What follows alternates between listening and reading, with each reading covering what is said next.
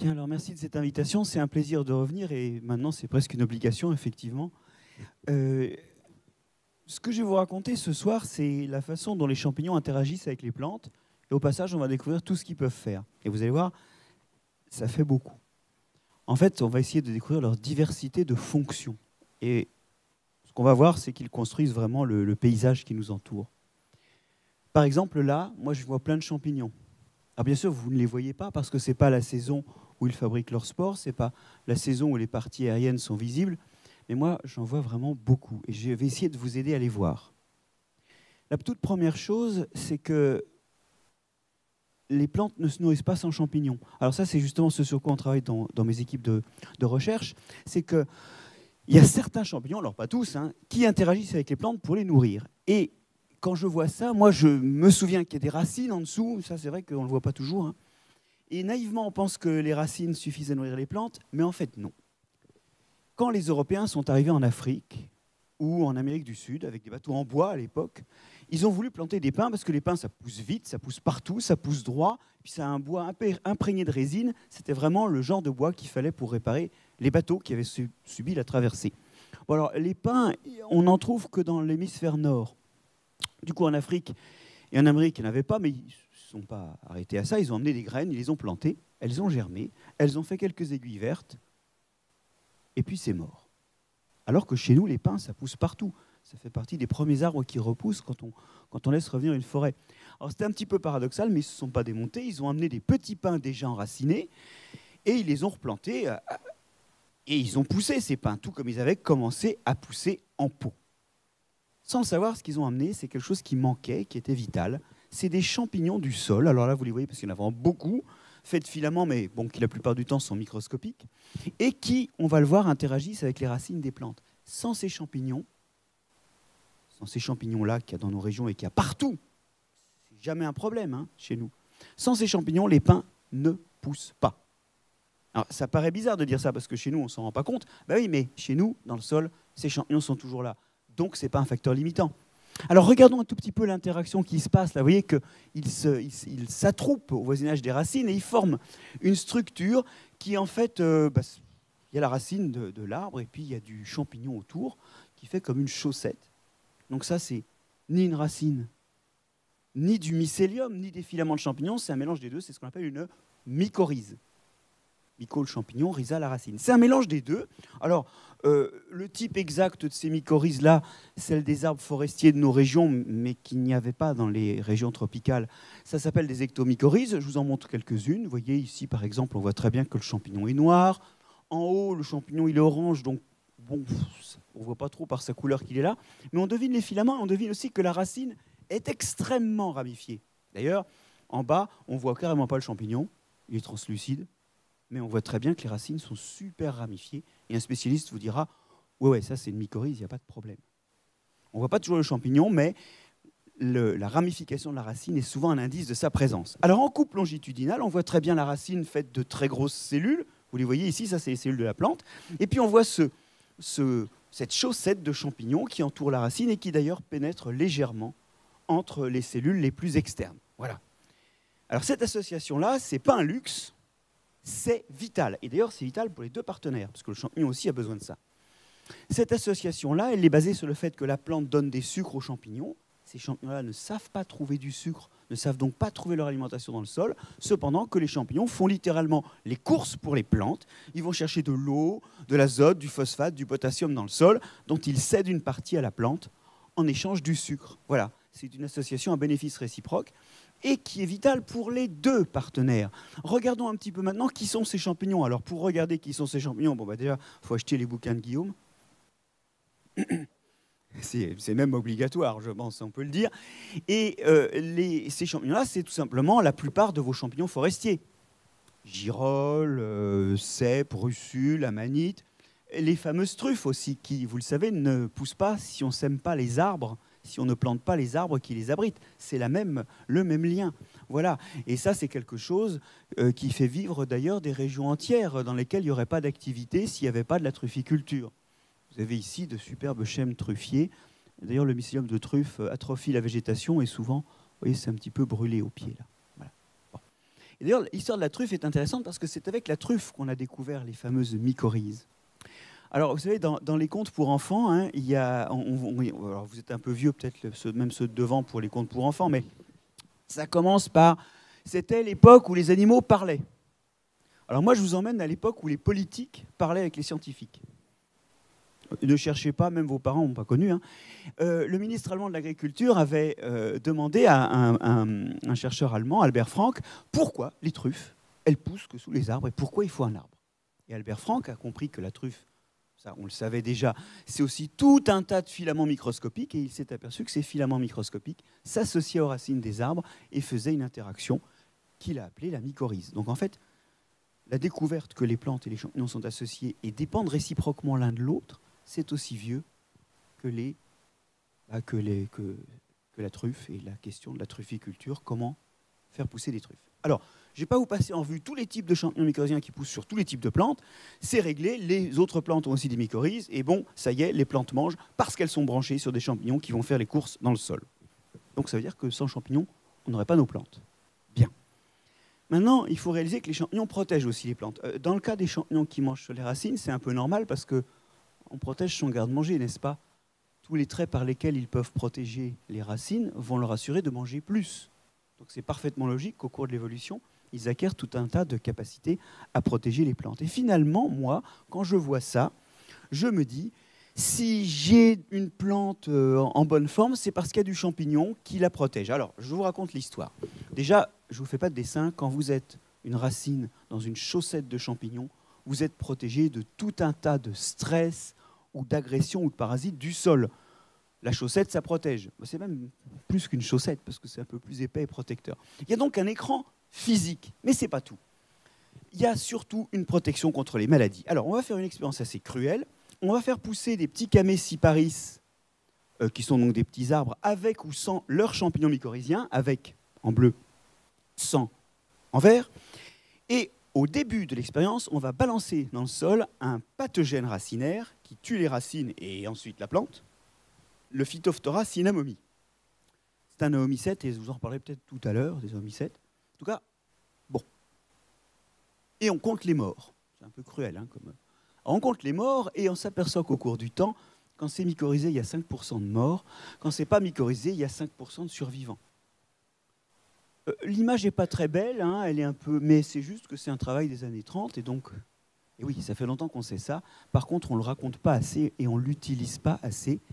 Les champignons mycorhiziens protègent les racines. Ils les protègent aussi contre des choses comme le calcium. Vous savez que beaucoup de plantes n'aiment pas le calcium, elles sont calcifuges, comme on dit, puis il y en a d'autres au contraire qui poussent sur calcaire. Et en fait, la tolérance au calcium, c'est très largement une histoire de champignons. Regardez plutôt. On va faire pousser de l'eucalyptus sur un sol calcaire, donc avec du calcium ou pas, avec ou sans mycorhize, on va y revenir. Bon, les eucalyptus, ça se plante partout, hein, ça n'a pas peur du calcaire.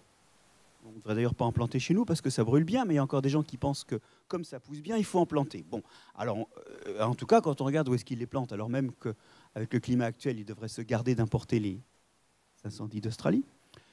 Quand on regarde où ils les plantent partout. L'eucalyptus n'a pas peur du calcaire. Pas peur, regardez plutôt. Vous voyez que quand il est mycorhizé, quand on a mis des champignons dans le sol, eh bien, en présence de calcium ou sans calcium, il pousse à peu près aussi bien. Ouais, il pousse un tout petit peu moins bien quand il y a du calcium, mais c'est rien. Maintenant, on va regarder ce qui se passe quand il n'y a pas de champignons mycorhiziens. C'est-à-dire qu'on a désinfecté complètement le sol, il n'y a plus de champignons, donc l'arbre, il survit sans champignons. Alors, quand il n'y a pas de calcium et pas de mycorhize, il pousse quand même. Mais il pousse quand même 2 fois moins que quand il n'y a pas de calcium et des mycorhizes. Donc, oui, il se nourrit moins bien. Je ne vous cache pas que dans cette panip, on a mis plein d'engrais pour compenser l'absence du champignon nutritif. D'accord ? Maintenant, quand il y a du calcium et pas de mycorhizes, ça ne pousse pas. Voilà, ça pousse 10% seulement de ce que ça pousse quand il y a des mycorhizes et du calcium. Et oui, ce qui est résistant au calcaire et au calcium du calcaire, ce n'est pas la plante, c'est l'association. Comment le fait le champignon ? C'est simple, hein. D'abord, souvent, il fait une chaussette, donc la plante ne voit même pas le calcium. Parce que soit c'est des racines âgées où il y a une écorce, soit c'est du champignon qui fait le contact avec le sol, donc il n'y a pas de contact direct. La deuxième chose, c'est que le champignon pompe activement le calcium hors de la racine. Il le repompe, il le repompe. Alors vous allez me dire, ça c'est un truc de Shadok, hein, parce que vous le pompez et il re-rentre. Eh oui. Mais le champignon pompe et il produit une molécule, l'oxalate, qui précipite sous forme de cristaux d'oxalate avec le calcium. Ce qui fait que le calcium autour de la racine, il se retrouve piégé dans des cristaux. Et piégé dans des cristaux, il ne rentre pas. Voilà les trois grandes stratégies, une protection par écran, une protection par efflux et une protection par précipitation dans le sol, qui fait que les champignons aident les plantes à tolérer le calcium. Et on n'a pas beaucoup de chiffres là-dessus, on pense que les 2 tiers des plantes qui poussent sur calcaire et qui supportent le calcium, elles ne le feraient pas sans champignons. En voilà une protection, donc non seulement contre les maladies, mais aussi contre les toxines ou les stress du sol. Alors, je vous sens un petit peu énervé, parce que là, on rôde sous terre, on parle de mycorhizes, et vous n'avez pas 2 équipes ou 3 équipes qui travaillent sur les mycorhizes, et vous en foutez. Bon, alors, direction les feuilles. Les feuilles, il faut savoir qu'il y a des champignons aussi dedans. Bah oui, il y a les petites ouvertures, vous voyez là, hein, les petites ouvertures qui sont à droite à gauche, qui sont les ouvertures par lesquelles la feuille respire, et dans ces ouvertures, il y a des champignons qui rentrent. Les cellules des feuilles sont en beige, et vous avez le champignon qui est coloré en vert. En fait, les feuilles sont lentement colonisées à partir de leurs micro-ouvertures respiratoires, qu'on appelle les stomates. Et dans une feuille de plante tropicale, vous avez jusqu'à une dizaine d'espèces de champignons différents qui sont présents à l'état de filaments microscopiques. Chez nous, évidemment, il y en a un peu moins, mais quand vous prenez une feuille d'arbre, vous pouvez penser que vous avez entre 10 et 15 espèces couramment de champignons dans la feuille. Je parle de champignons bien développés. Des petites germinations ou des petits trucs à droite à gauche, il y en a plus. Mais je parle aussi de feuilles saines. Et en fait, ces champignons, ils ont un rôle protecteur. Pourquoi? Parce qu'ils se nourrissent de petits déchets des cellules, ils se nourrissent un peu de la capsule qui entoure les cellules. C'est leur garde-manger. Et là encore, rebelote, tous les traits par lesquels ils protègent la feuille leur assurent de mieux manger, de mieux se reproduire. C'est sélectionné dans l'évolution pour un champignon qui habite une feuille saine, d'avoir des traits qui aident la feuille à rester saine. Et je vous emmène dans des cacaoyères. Alors, très très longtemps, les cacaoyères, les plantations de cacao, on a retiré les feuilles mortes. Parce qu'on disait, ouais, les feuilles mortes, il y a des chances qu'elles soient mortes de champignons parasites. On va le voir ensemble, il y en a des parasites parmi les champignons. Bon, donc il y a des chances qu'elles soient mortes de parasites, et donc on va les ratisser pour éviter que les spores qui se forment sur les feuilles mortes repassent sur les jeunes feuilles qui viennent de se développer. On ratissait, on ratissait, on ratissait. Et puis un jour, on s'est aperçu qu'il y avait dans les feuilles un champignon, un Colétotrichum, qui était d'autant plus abondant que la feuille était en bonne santé. Et en fait, les gens se sont demandé si ce n'était pas que la feuille était d'autant plus en bonne santé que le champignon était abondant. Alors, ils ont fait des expériences où ils ont fait pousser du cacaoyer absolument sans aucun champignon. Des expériences où ils n'ont pas vraiment surveillé qu'il n'y avait pas de champignons, mais ils n'ont pas mis de feuilles mortes. Troisième chose, ils ont mis des feuilles mortes en dessous, en mélangeant des feuilles de cacao et d'autres feuilles. Et puis, dernière chose, ils ont mis de la litière, c'est-à-dire des feuilles mortes, mais que des feuilles de cacaoyer.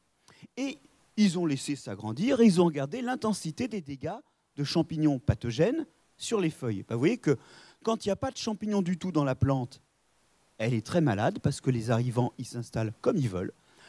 Quand il n'y a pas de litière, c'est pas terrible non plus, mais enfin, c'est un petit peu mieux parce que là, on n'a pas exclu les champignons de la plante. Par contre, quand il y a de la litière, un peu ou beaucoup de cacao, quand il y a des vieilles feuilles mortes, et bien là, il y a beaucoup moins de dégâts de pathogènes, simplement parce que dans ces cas-là, le fameux Colétotrichum qui est dans les feuilles, quand les feuilles mortes, il fait des spores et il revient coloniser les jeunes feuilles. Et en fait, dans les cacaoyères, maintenant, on ne ratisse plus, parce que c'est le moyen de s'assurer, j'allais dire naturellement, en tout cas sans grand effort, que ce champignon protecteur va revenir. Alors oui, les pathogènes reviennent aussi, mais l'effet qui domine, c'est surtout le retour du champignon qui aide la feuille à se défendre. Voilà, donc ma plante mange dans le sol, elle se défend, en tout cas elle est protégée et des pathogènes et des stress, mais il y a mieux. Quand on regarde les arbres, figurez-vous que la forme des arbres, c'est une histoire de champignons. Et ça, c'est quelque chose qui est très méconnu et qui est pourtant visible, alors là, tous les jours. Regardez plutôt. C'est toujours ma même image, hein. Vous avez vu mes arbres là, ils ont un grand tronc lisse et puis il y a des branches avec des feuilles en haut. toujours la même image. Eh bien, ça, c'est bizarre. C'est pas normal, cette forme d'arbre. Pourquoi? Parce que quand l'arbre était petit, c'était un buisson qui est devenu de plus en plus grand. Et l'arbre, il pousse par le bout. Il ne pousse pas comme un parapluie se déplie. Donc, quand l'arbre grandit, je veux dire son tronc grandit, il doit rester des branches qui dépassent. Même si elles n'ont pas grandi depuis le moment où c'était un arbuste, il doit rester des branches. Eh oui. Et d'ailleurs, quand on introduit, ça va vous rappeler une histoire ça, quand on introduit de Californie, comme on fait beaucoup en Bretagne, ça c'est une photo tout près de chez moi à Belle-Île-en-Mer, quand on introduit des Cupressus californiens ou des pins insignis de Californie, on voit très bien que toutes les branches basses, elles restent. Alors évidemment, elles sont mortes ou moribondes parce qu'il n'y a pas beaucoup de lumière, mais elles sont toujours là, et c'est normal, parce que cet arbre, ça a été un arbuste de plus en plus grand, il a eu toutes ces branches. Ces branches, quand elles tombent par terre, là, si vous allez voir sur les aiguilles, elles se décomposent par terre, parce que dans le sol, il y a de l'eau, et les champignons arrivent à se développer. Mais en hauteur, elles s'élaguent pas, comme on dit, elles ne disparaissent pas. Alors, si maintenant on va avoir des essences indigènes, comme par exemple ce chêne, on voit très bien que rapidement les branches sont boulottées par des champignons. Et donc l'élagage, la disparition de ces branches basses, c'est une histoire de champignons qui mangent ces branches. Sauf que ces champignons, d'abord ils sont adaptés à la sécheresse, parce que les branches en l'air, il y a moins d'eau que quand elles sont tombées par terre. Là, elles se décomposent facilement. Elles sont facilement attaquées. Et puis la deuxième chose, c'est qu'il se trouve que ces champignons, ils sont un peu spécifiques de la plante. Ce n'est pas les mêmes d'une espèce à l'autre. Et du coup, quand les Cupressus et les pins insignis ont été introduits de Californie, c'est un peu la même chose que ce qui s'est passé, vous vous souvenez, avec les pins sous les tropiques. Quand ils ont été introduits sans les champignons qui, en Amérique, font ce travail. Et du coup, l'élagage n'a pas lieu et ça donne des choses comme ça. Ça donne aussi le fait que dans les plantations de Douglas, on est obligé manuellement de couper les branches basses pour faire des beaux troncs. Oui, parce que cette histoire-là, c'est quelque chose qui fait disparaître toutes les branches basses qui sont moribondes ou mortes parce qu'elles étaient à l'ombre, mais c'est très très important pour la plante. Tiens, là j'ai un hêtre avec un champignon qui est en train de boulotter la branche, là, qui est la mucidule du hêtre, et vous voyez très bien que la branche va les casser. Et ce qui est intéressant, c'est que ces champignons n'arrivent pas à rentrer dans le tronc. Dans le tronc, il n'y a pas assez d'oxygène pour eux. Ils attaquent surtout des petites branches. Et donc, rapidement, vous voyez qu'à l'endroit où la branche a disparu, boulottée par ces agents d'élagage naturels, vous avez un bourrelet cicatriciel qui se forme et qui se referme. Et ça a deux conséquences importantes. C'est que maintenant, quand le tronc va grandir, il va faire une belle fibre bien continue et pas incorporer des branches qui fragiliseraient mécaniquement le tronc, donc un avantage mécanique. Et un deuxième, c'est que maintenant, comme c'est refermé, là, il n'y a pas de maladies qui peuvent rentrer dans le cœur du bois. Ouais. Ce qui fait que dans le tronc, on a souvent les restes de ces branches qui ont été élaguées par des champignons, et puis ensuite, l'arbre pousse normalement. Voilà, comme quoi les arbres que vous voyez en forêt sont des sculptures de champignons, et ces champignons-là que vous auriez pu voir comme des décomposeurs de bois mort, voire même des parasites qui s'attaquent à des branches affaiblies, en fait, c'est encore des auxiliaires de santé pour les arbres, parce que pour le coup, ça leur permet d'être moins facilement attaqués par des parasites et ça isole le bois de cœur de l'extérieur dès que la cicatrisation a eu lieu. Alors jusqu'ici, on est dans une description idyllique. Nos champignons, ils sont en train de faire du bien aux plantes, mais en réalité, ça ne se passe pas toujours bien. Ça ne se passe pas toujours bien et ça peut même se passer très mal. Le lien des champignons aux plantes est un lien peut être très délétère, et ce n'est pas dans une région de viticulture où on a par exemple des dégâts d'oïdium, de black rot, que je vais vous apprendre que les champignons peuvent aussi manger les plantes sans les entretenir. Dans ces cas-là, ils changent juste de plante quand elles sont mortes et ils changent de cheval en quelque sorte quand ils ont abattu leur cheval. Oui, quelque part, il y a aussi ici, si vous regardez bien, des maladies. Alors, des maladies, je vais vous en citer quelques-unes. J'ai par exemple ici une très belle rouille. La rouille, on a aussi sur le blé. C'est un champignon qui a la caractéristique de ne pas du tout tuer la feuille sur laquelle il vit. Ce n'est pas le seul qui fait ça. L'oïdium, alors vous le connaissez peut-être sur la vigne, le voilà sur le chêne, il ne tue pas les feuilles. L'intérêt, c'est que les feuilles continuent à vivre continue à grandir, continue à être approvisionné, et donc la nourriture est renouvelée en permanence. Et donc, en gros, c'est de l'exploitation. Alors, si on zoome un tout petit peu sur les feuilles où il y a de l'oïdium, on s'aperçoit qu'on voit à la surface de la feuille les filaments du champignon, et puis des petites chaînettes de cellules qui se détachent, qui sont des spores qui vont aller germer plus loin sur d'autres feuilles, en particulier si le temps est humide. C'est ce qui explique tous les traitements qu'on fait contre l'oïdium préventivement, dès que le temps est un petit peu, a une tendance à être humide, notamment le matin. Donc, on a ici ces champignons qui poussent directement sur la feuille. Et si on regarde dans les cellules superficielles des feuilles, ça on a gratté le champignon et on regarde au microscope, on s'aperçoit qu'il y a des espèces de papillotes dans les cellules. En fait, les filaments du champignon rentrent dans les cellules de surface et font une espèce de structure, c'est horrible, hein, parce que c'est un peu comme The Last of Us, hein, du coup la cellule est un peu zombiesque, quoi. Elle est complètement envahie par une espèce de structure moustachue qui pompe toutes les ressources dedans, sans la tuer. Parce que l'enveloppe la plus interne de la cellule, ce qu'on appelle la membrane, n'est pas rompue. Donc c'est une cellule qui est zombifiée et qui sert juste à nourrir le champignon.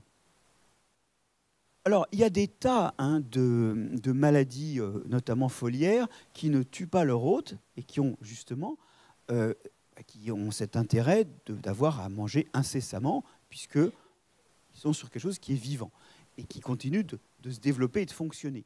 Là, je vous montre la cloque du pêcher, que vous connaissez peut-être. Alors, on reconnaît à peine les feuilles tant elles sont hypertrophiées, gonflées, gaufrées.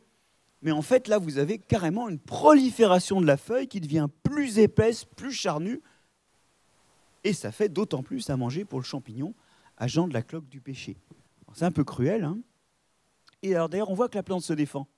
Elle accumule des composés rouges qui sont toxiques pour le champignon. C'est des sortes d'anthocyanes. Mais le champignon, il ne casse pas les cellules. Or, les anthocyanes sont dans les cellules. C'est une des raisons pour lesquelles il faut longuement faire macérer la pellicule des raisins rouges pour que le rouge, c'est des anthocyanes aussi, pour que la couleur rouge sorte. C'est que c'est vraiment au cœur des cellules. Et si vous n'abîmez pas les cellules, si vous ne les cassez pas, les défenses s'accumulent dedans, mais elles ne sont pas libérées. Donc le champignon s'en fout. Voilà. Mais vous voyez quand même que le fait de parasiter des plantes qui sont vivantes, pour le champignon, ça a un intérêt, c'est que la nourriture continue d'être produite et d'arriver, mais la plante se défend. Et donc, de temps à autre, quand même, il y a des molécules pas sympas qui sortent que le champignon va devoir détoxifier, détruire. C'est un jeu risqué. L'autre jeu pas risqué, c'est de tuer la plante puis de la manger. Alors là, évidemment, vous ne mangerez que ce qu'elle a produit avant de mourir et rien de plus, mais au moins, elle ne se défend plus. Alors, on a des tas d'exemples de champignons qui tuent les plantes. Moi, je vous en ai pris un qui est l'exemple même de ce qui arrive aux très vieux arbres en forêt. C'est qu'ils sont attaqués par des pourritures de cœur qui pourrissent le cœur du bois. Ça ne tue pas les parties périphériques de l'arbre qui sont vivantes. Mais comme l'arbre devient creux, eh bien, il casse. Voilà. Et on voit très bien ici que le champignon était présent avant que l'arbre ne casse, parce qu'on voit que certaines des parties reproductrices qu'il forme, vous voyez, était horizontale quand ça c'était droit. Donc il était présent avant. Et puis après, il achève de boulotter et la base, ce qu'on appelle une chandelle, hein, et la partie qui a été abattue, ce qu'on appelle le volis, continue à boulotter ça, ayant tué l'arbre de sa présence. Donc ça, c'est l'équivalent du lion pour la gazelle, hein, c'est quelque chose qui va tuer puis manger. On peut dire que c'est un prédateur d'une certaine façon. En tout cas, on dirait ça si c'était un animal. Et il s'agit ici d'un champignon qu'on appelle l'amadouvier, mais à peu près toutes les espèces d'arbres meurent avec l'âge de ces champignons-là. Pourquoi ? Parce que tant que les agents d'élagage élaguent des petites branches, ça cicatrise vite, ça se referme.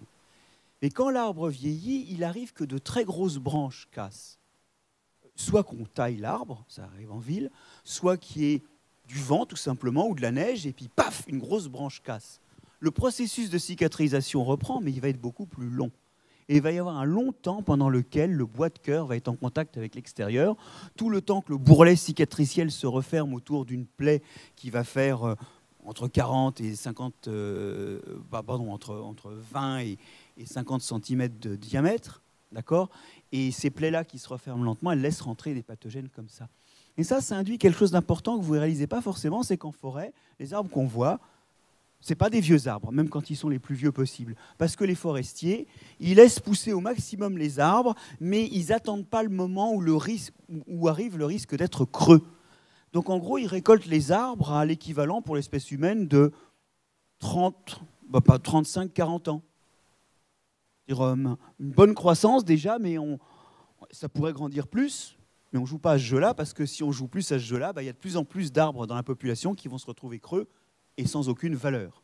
Donc on récolte des adultes au lieu de récolter des vieux, et c'est pour ça aussi que des fois, quand on garde des arbres sans les récolter, ils deviennent beaucoup plus gros que les autres quand ils survivent.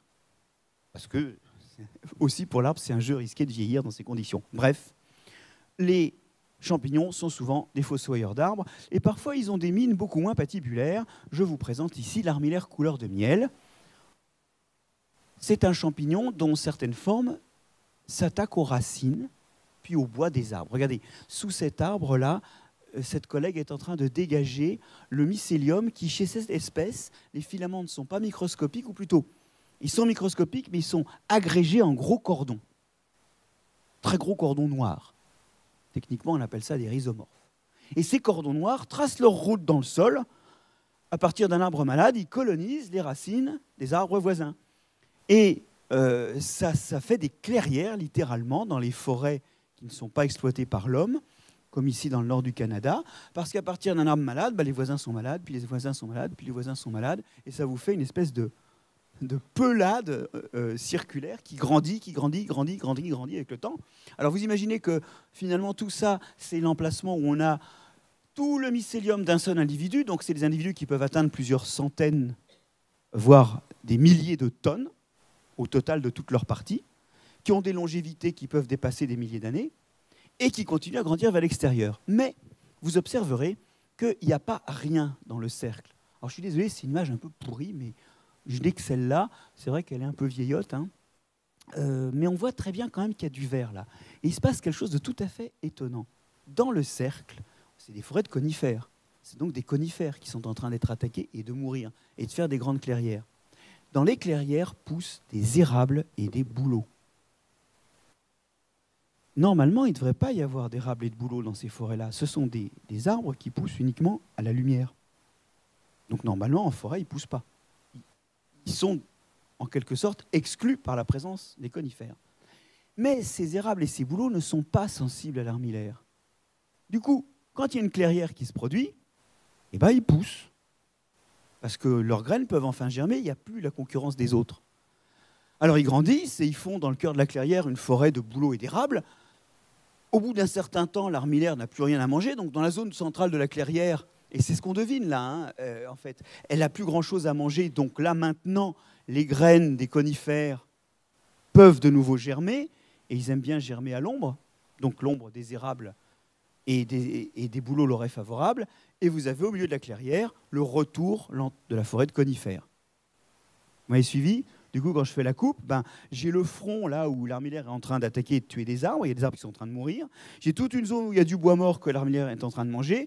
Puis, et là, il y a plein d'érables et de bouleaux qui poussent. Puis on arrive à des stades plus anciens où il y a des érables et des bouleaux qui ont poussé. L'armillaire a mangé tout ce qu'elle pouvait manger, il n'y a plus rien à manger. Donc il n'y a plus d'armillaire. Et dans les zones les plus anciennes, comme il n'y a plus d'armillaire, de nouveau, la forêt de conifères revient. Alors si vous y pensez, en fait, il y a une grande tension de compétition entre les bouleaux et les érables d'un côté et les conifères de l'autre. Normalement, les conifères éliminent les bouleaux, mais grâce aux maladies qu'ils prennent, il y a des zones où il peut pousser des érables et des bouleaux. Vu du point de vue du bouleau et de l'érable, vous pensez quoi de l'armillaire ? C'est un pathogène ? C'est votre seule chance d'exister dans ces forêts-là. Bon, si on accepte quelques coups de vent, ils peuvent abattre des arbres. Vous y êtes ? Donc l'armillaire, là encore, c'est un champignon un peu dur à classer, parce que certes, c'est un pathogène des conifères, mais vu du point de vue des érables et des bouleaux, c'est un sacré allié, non ? Oui, c'est parfois compliqué, mais en tout cas, ça dessine la physionomie de ces forêts et leur biodiversité, car sans armillaire, il n'y aurait ni bouleau, ni érable. Voilà. Alors, dernière partie, le nettoyage. C'est bien beau d'avoir tué des choses. C'est bien beau que les plantes perdent des feuilles ou des morceaux de bois. Mais tout ça, ça ne s'accumule pas éternellement au sol. Et on le voit très bien.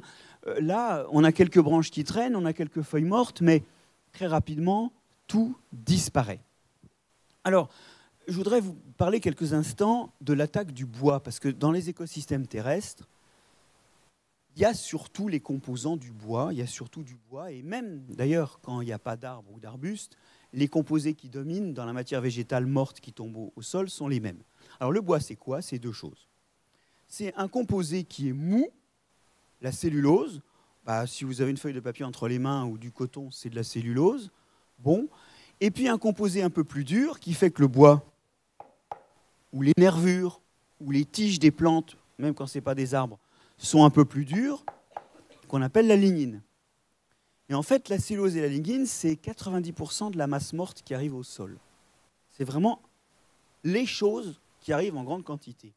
La lignine, c'est 900 milliards de tonnes chaque année qui est produite par les plantes, et autant qui est dégradée chaque année à l'échelle de la Terre entière. Alors, souvent, on voit du bois qui est devenu tout mou et blanchâtre. Du coup, on peut l'éclater, l'effriter facilement. C'est par exemple ce qui se passe sous les nématolomes en touffe, comme ceux qui sont là. Ce bois, d'ailleurs, il sent beaucoup le champignon. Hein. Donc, c'est clair qu'il y a du champignon dedans. Et ce bois qui est blanc et mou, c'est un bois dont il ne reste que la cellulose. Voilà un exemple de champignon qui mange la lignine. Et je vais vous dire, la lignine, il n'y a que les champignons qui la mangent. Il n'y a que. Il n'y a pas d'autres organismes connus, même parmi les bactéries, qui soient capables de digérer la lignine. Donc ça, c'est un boulot de champignons. 900 milliards de tonnes par an, à l'échelle globale. Miam. Au passage, vous remarquez qu'on a transformé du bois qui contient de la lignine et de la cellulose en pure cellulose, sans avoir recours à des produits chlorés. C'est ce qu'on fait quand on fait de la pâte à papier. Hein. Quand on fait de la pâte à papier, on a des attaques chimiques qui vont détruire la lignine et produire des tas de composés chlorés toxiques. Renseignez-vous, mais pas loin vers le delta du Rhône, il y a une entreprise en France qui est une des plus polluantes de France. De temps à autre, ils ont des cuves qui débordent et hop, tout ça, ça passe dans le Rhône et dans la Méditerranée.